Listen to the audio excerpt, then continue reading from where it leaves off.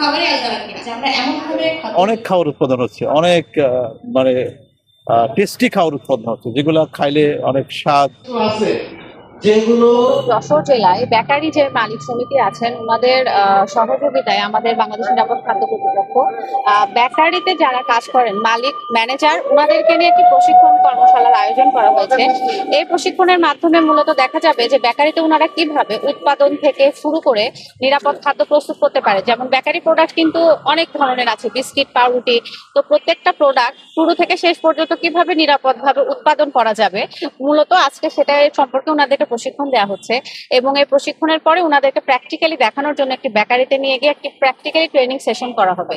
আর যশোরে যেহেতু বেকারির একটি অনেক বড় সেক্টর আছে এবং আশেপাশের জেলাগুলোতেও এখানকার বেকারি থেকে খাবার হচ্ছে গিয়ে পাঠানো হয়, তো আশা করা যায় যে এখানে যদি আমরা ওনাদেরকে কিছু শেখাতে পারি তো অনেকটুকু অংশ হয়তো বা নিরাপদ করতে আমরা সক্ষম হব।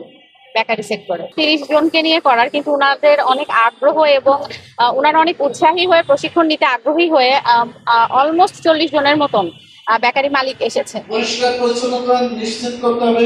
জায়গা সহযোগিতায় আমরা এই প্রোগ্রামটা করছি।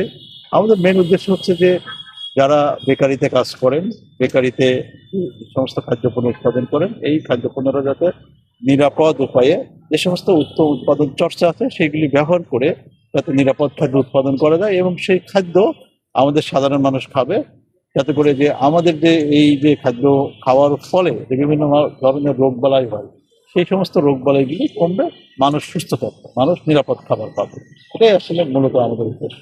বাংলাদেশে কিন্তু আমাদের অনেক খাবার উৎপাদন হচ্ছে, অনেক মানে টেস্টি খাবার উৎপাদন হচ্ছে, যেগুলো খাইলে অনেক স্বাদ, মানে মানুষের তৃপ্তি থাকে, মানুষের মার্কেটে চাহিদাও থাকে। কিন্তু হচ্ছে কি, আপনার খাবারটাকে যদি আমরা নিরাপদ করতে না পারি, স্বাদের পাশাপাশি যদি আমরা নিরাপদ করতে না পারি, তাহলে কিন্তু এই খাবারটা হয়তো বা চাহিদা থাকবে, এই খাবারটা বিক্রি করে হয়তো বা আমাদের যারা মালিক আছেন তারা লাভবান হবেন, কিন্তু মানুষের জন্য যে স্বাস্থ্যগত উপকার, সেই উপকার থেকে আমাদের সাধারণ মানুষ বঞ্চিত হয়।